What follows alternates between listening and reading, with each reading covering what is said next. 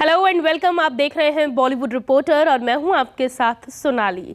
हाजिर हूं बॉलीवुड की अप टू डेट खबरों के साथ फिर एक बार। तो चलिए करते हैं शो की शुरुआत और आपको दिखाते हैं कि आज क्या क्या है खास।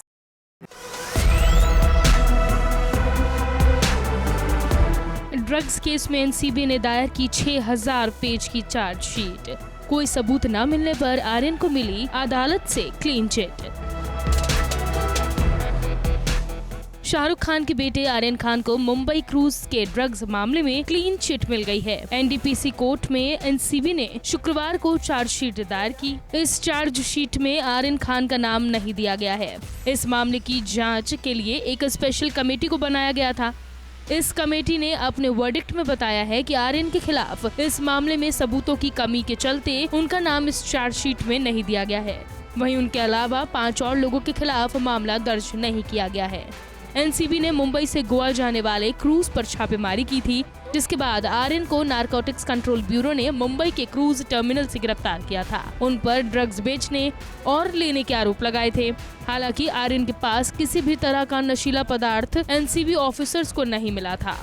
गिरफ्तारी के बाद आर्यन खान को मुंबई के किला कोर्ट ने एनसीबी की कस्टडी में भेजा था, जहां से उन्हें ऑर्थर रोड जेल भेज दिया गया था। इस दौरान उनकी जमानत की अर्जी भी कोर्ट ने खारिज की। आर्यन खान और उनके परिवार के लिए ये सब बेहद मुश्किल था। 2 अक्टूबर से लेकर 30 अक्टूबर तक आर्यन जेल में ही रहे। वहीं अब 27 मई 2022 को आर्यन इस केस से पूरी तरह से बरी हो गए हैं। इस चार्जशीट के सामने आने के बाद शुरुआत में इस इन्वेस्टिगेशन को लीड करने वाले एनसीबी डायरेक्टर समीर वानखेड़े भी सवालों के घेरे में आ गए हैं। दरअसल एसआईटी की रिपोर्ट के मुताबिक छापेमारी के बाद व्हाट्सएप चैट को सबसे बड़ा सबूत मानते हुए वानखेड़े की टीम ने दावा किया था कि आरोपी एक बड़ी साजिश का हिस्सा है। उन्होंने आरोप लगाया था कि आर्यन खान कुछ विदेशी ड्रग्स पेडलर के संपर्क में थे। सबूत में उन चैट्स को अदालत में पेश किया गया, जिसमें हार्ड ड्रग्स और बल्क क्वांटिटी का उल्लेख किया गया था। Bureau report. करण जौहर की पार्टी में ढपली वाले सॉन्ग पर थिरकी नीतू कपूर। रानी संग मिलकर शाहरुख खान ने भी कहा कोई मिल गया। टेबल पर चढ़कर नाचे रणवीर सिंह तो करण और काजोल ने भी डांस फ्लोर पर लगाई आग। सितारों को ऐसी मस्ती करते कभी देखा है क्या आपने? ये नजारा है बॉलीवुड के star film maker Karan Johar के बर्थडे बैश का।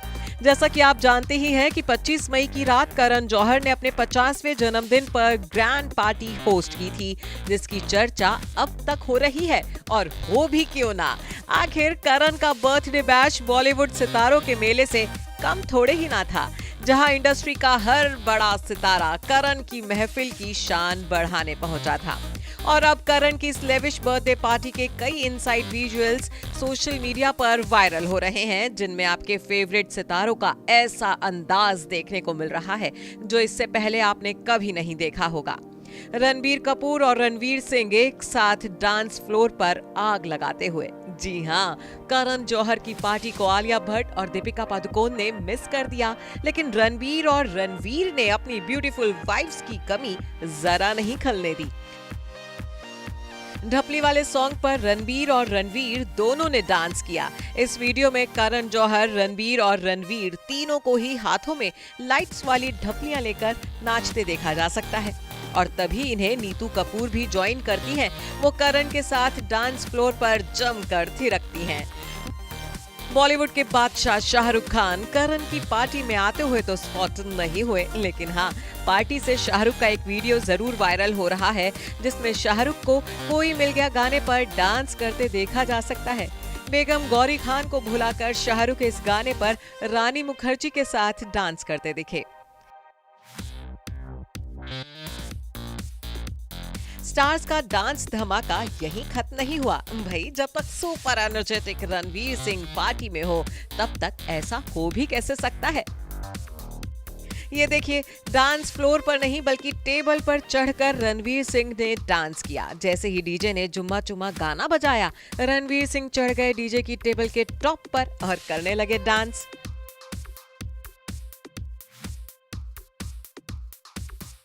बेस्टी का बर्थडे हो और काजोल डांस ना करे, ऐसा तो हो ही नहीं सकता। करण जौहर के साथ काजोल ने भी डांस फ्लोर पर लगाई आग। इस वीडियो में दोनों एक इंग्लिश सॉन्ग पर सालसा करते दिख रहे हैं। इनके अलावा करण जौहर के केक कटिंग के विजुअल्स भी वायरल हो रहे हैं। जितनी शानदार ये पार्टी रही, उतना ही शानदार करण का बर्थडे केक भी था। इस वीडियो में आप करण के शानदार 5 मंजिला चॉकलेट केक को देख सकते हैं। बता दें कि करण जौहर ने अपने बर्थडे पार्टी की थीम ब्लैक और ब्लिंग रखी थी, क्योंकि ज्यादातर स्टार्स ब्लैक अटायर या फिर शिमरी एंड ब्लिंगी ड्रेसेस में ही सज धज कर पहुंचे थे। हर एक स्टार ने अपने ग्लैमरस लुक से पार्टी में 4 चांद लगाए थे। Bureau report E24।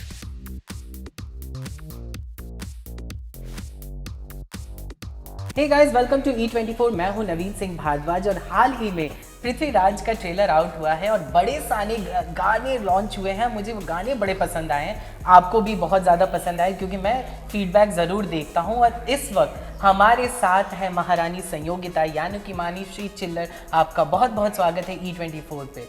Thank you. कैसी हैं आप? मैं ठीक हूँ, आप कैसे हो? एकदम बढ़िया। तो कैसा जा रहा है आपका? एब्जॉर्ब कर रहे हो आप? फिल्म फाइनली आउट हो रहा है, कैसा चल रहा है सब कुछ, अगर बताना चाहें तो? आई थिंक बहुत एक्साइटमेंट है। अभी तो हम प्रमोट कर रहे हैं, तो कुछ बहुत ही अलग एक्सपीरियंस है प्रमोशंस का, लेकिन थोड़ी नर्वस हूँ। एक्साइटमेंट है और खुशी है कि अब फाइनली फिल्म आ रही है। अच्छा, टॉकिंग अबाउट महारानी संयोगिता, हमने बचपन में देखा था एंड मैं अभी आपसे यही बात डिस्कस कर रहा था कि मैं एक सीन का बहुत ज़्यादा इंतज़ार कर रहा था ईगरली, कि जिसमें आप माला चढ़ा रही हैं पृथ्वीराज चौहान के मूर्ति पे। आपको कितनी ज़्यादा उस समय जब आप क्लास में थे, कितनी ज़्यादा नॉलेज थी इनके बारे में? आई फील सम्राट पृथ्वीराज चौहान और महारानी संयोगिता की जो लव स्टोरी है, उनकी जो प्रेम कहानी है, उसके बारे में हमने अलग अलग वर्जन्स में, पर एक सिमिलर कहानी हम सब ने बचपन में सुनी है। पहली बार मैंने ये एक अमर चित्र कथा वहाँ पढ़ा था। वहाँ पे उनकी एक बुक में है, तो वहाँ पहली बार इनके बारे में मैंने पढ़ा था। और अलग अलग वर्जन्स भी हैं थोड़े से स्टोरी के, लेकिन अगर हम फिल्म की बात करें और अगर हम सम्राट पृथ्वीराज चौहान की स्टोरी की बात करें, तो कहीं ना कहीं कहानियों में, चाहे वो उनकी लव स्टोरी हो या फिर कितनी बार अलग अलग वर्जन है कि कितनी बार उन्होंने मोहम्मद गोरी को हराया, तो वो भी आपको बचपन में कहीं ना कहीं आपने किसी न किसी तरह से वो तरीके से वो सुना होता है। तो इसी तरह आई थिंक फेमिलियरिटी तो थी स्टोरी से। आई थिंक हिस्ट्री में ऑफ कोर्स, क्योंकि ये 12th सेंचुरी है, 12वीं सदी है, तो हम कंटेम्प्रेरी हिस्ट्री ज़्यादा डिटेल में पढ़ते हैं। तो इसके इस टाइम के बारे में ज़्यादा कुछ नहीं लिखा होता हमारी हिस्ट्री बुक्स में, मेरे टाइम में नहीं था। लेकिन मुझे लगता है कि एंटरटेनमेंट के थ्रू हिस्टोरिकल एक स्टोरी सुनाना, it's a very good medium to specially बच्चों को एक बहुत ही इजी मीडियम के थ्रू ये कहानी सुनने को मिलती है। बिल्कुल सही। Do you actually really wanted to be an actress? मतलब बिकॉज हमें पता है कि मिस वर्ल्ड आपका एक ड्रीम था, लेकिन उसके बाद आपको सच में एक्ट्रेस बनना था या फिर कुछ और, अगर आप बताना चाहते? जी, मैं बहुत ही एक अलग एनवायरनमेंट में बड़ी हुई हूँ। कभी शायद मैंने कभी ऐसे बैठ के नहीं सोचा कि मैं एक एक्टर बनना चाहती हूँ। तो जब मैं मिस वर्ल्ड की भी मैंने तैयारी की, और मिस वर्ल्ड एक ड्रीम था मेरे लिए, तब भी मैं बहुत क्लियर थी कि मैं इसके बाद वापस कॉलेज जाके डॉक्टर ही बनूंगी।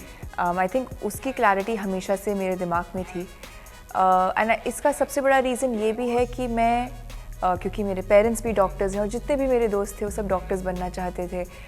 जिस एनवायरनमेंट में मैं बड़ी हुई हूँ, वहाँ पे नॉर्मली आप डॉक्टर, लॉयर, इंजीनियर या फिर सिविल सर्विसेज में जाते हैं, तो आपका एम होता है कि हम एक अच्छे कॉलेज में एडमिशन लें, एक प्रोफेशनल कॉलेज डिग्री लें और उसके बाद हम एक कोई जॉब करें।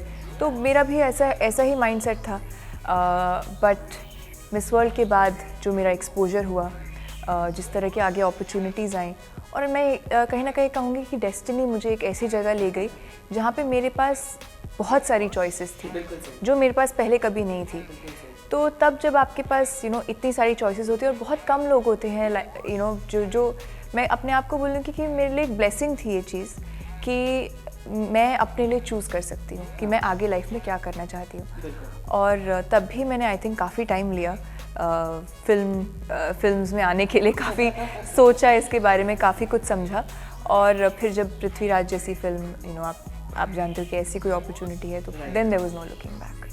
मूवी ने बहुत सारी चीज़ों की मूवी ने के थ्रू गुजरी है, चाहे सेट जलने की बात हो या कोरोना पैंडमिक की बात हो।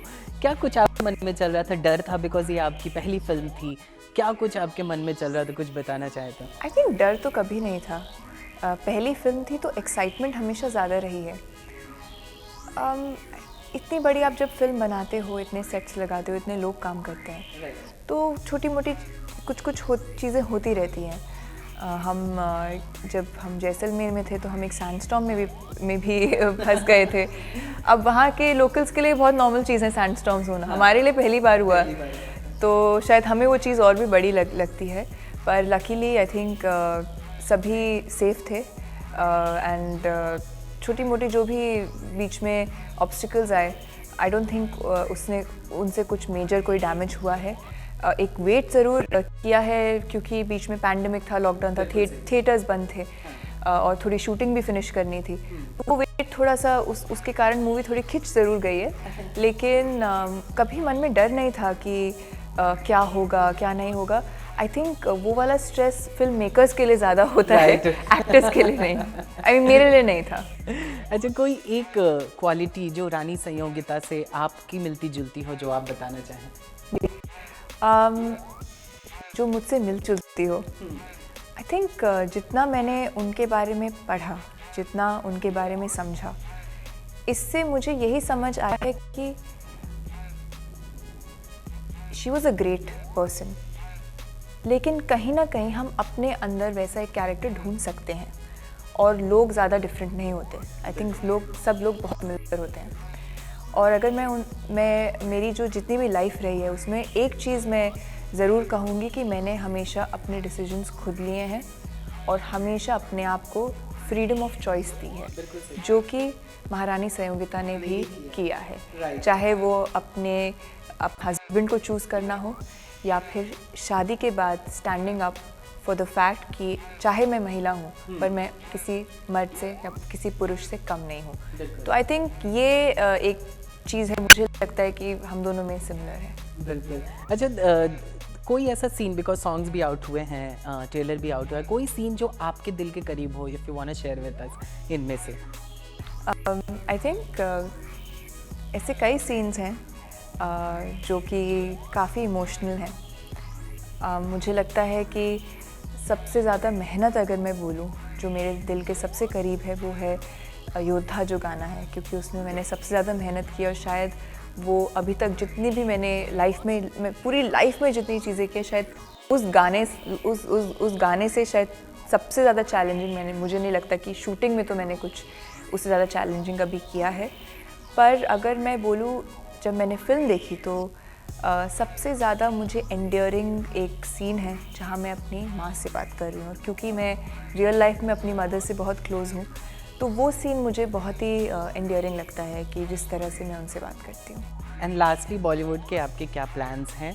एंड मिस वर्ल्ड आप रह चुकी हैं, तो क्या आप चीज़ें सोच समझ के एक्सेप्ट करेंगी? Because people are going to जज यू, बिकॉज आप एक फेस हैं, भारत का एक चेहरा हैं आप, तो आपके क्या प्लान्स हैं, आप क्या करने वाले हैं आगे, कुछ अगर बताना चाहें तो? आई थिंक आगे मैं पहली बात ये मैंने जब मेरा पहला सॉन्ग टीज़र आउट हुआ तब मुझे ये बात रियलाइज़ हुई कि एज एन एक्टर आप जो भी काम करते हैं वो आपके भी इस वर्ल्ड से चले जाने के बाद इस वर्ल्ड में रहता है। तो मैं होप करूँगी कि मैं ऐसा ही काम करूँ जिससे I always feel proud and I am always happy, क्योंकि कहीं ना कहीं एक आपकी लेगेसी बन जाती है। आज भी हम कितने पुरानी फिल्मों के गाने देखते हैं, उनका काम देखते हैं, किस तरह की फिल्में किसने हैं, सब देखते हैं। तो होपफुली मैं अच्छी फिल्में ही करूँ, अच्छे लोगों के साथ काम करूँ। मैं चाहती हूँ कि मैं ग्रो करूँ, सीखूँ, और जितने तरह के डायरेक्टर्स के साथ मैं काम करूँगी, जितने तरह के एक्टर्स और जितनी तरह की कहानियों पे काम करूँगी, आई थिंक मैं तभी ग्रो करूँगी। एंड आई होप कि हर फिल्म के साथ मैं एन एक्टर बेटर होती जाऊँ। चलिए, थैंक यू सो मच मानुषी हमारे साथ बात करने के लिए। बहुत अच्छा लगा आपसे बात करके and we all are very much excited for Maharani Sanyogita and Prithviraj movie. हम सबको बहुत इंतज़ार है and all the best for the movie. Thank you so much. Thank you so much.